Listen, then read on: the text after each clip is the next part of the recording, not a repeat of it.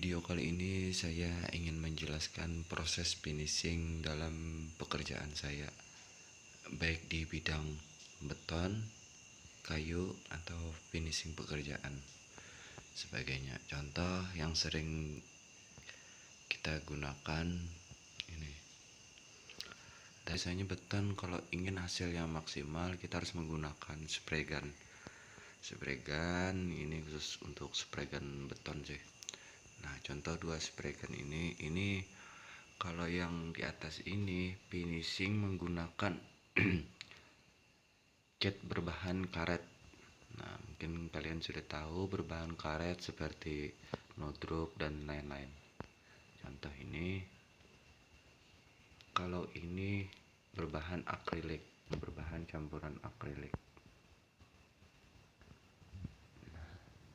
Kalau finishing berbahan cat minyak menggunakan yang ini, spray gun yang ini saya gunakan. Nah, tapi mendapatkan untuk hasil yang di sana sebelumnya kita harus menggunakan pengamplasan. Nah, pengamplasan, pemolesan. Nah, di sini saya sebelum proses pengecatan saya mengamplas berbagai variasi. Kalau untuk yang finishing dalam kita harus menggunakan seperti ini tinggal jepit saja sih ke mata amplas, contoh seperti beton, kayu, mempermudah. Nah, seperti itu sih. Yang kedua bisa menggunakan contoh mata-mata amplas yang saya gunakan.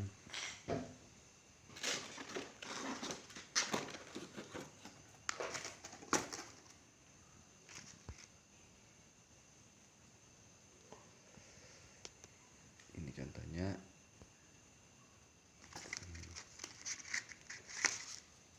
Ini bisa, ini sering saya gunakan untuk kayu finishing kayu. Kita menggunakan mesin gerinda yang biasanya saya gunakan nomor 240 dan nomor langkah awal pertama yang harus kita gunakan mata amplas nomor 800. Ini untuk finishing kayu solid. Nah, kayu solid saya biasanya contoh kayak kursen, jendela, pintu, kayu keras. Contoh kita menggunakan nomor amplas nomor 800. Setelah itu kita gunakan nomor 240. Itu sih. Baru kita hasil pengecatan. Nah, hasil pengecatan bisa kita gunakan contoh seperti ini mesin amplas. Nah, mesin amplas yang menggunakan mata amplas seperti ini dan kecepatan. Itu sih. Setelah kita proses finishing beberapa pekerjaan baru kita poles. Nah, di sini kita menggunakan mesin poles yang biasa saja sih kegunaannya. Kita gunakan mesin poles. Nah, seperti itu. Langkah awal kita menggunakan mesin poles ini, yang pertama ini yang baru, busa yang berbentuk seperti ini. Nah, cekan ini dulu. Ini menggunakan kompon. Contoh seperti ini. Ini kompon yang saya gunakan seperti ini. Setelah kedua baru kita finishing atau clear menggunakan ini untuk hasilnya maksimal. Nah, kalau untuk kit biasanya cat terakhir kita menggunakan yang bulu seperti ini. Itu sih. Contoh saya biasanya menggunakan kit yang biasa saja sih untuk mengkilatkan hasil akhir. Inilah satu peralatan, maksud saya satu peralatan tapi berbagai macam pekerjaan.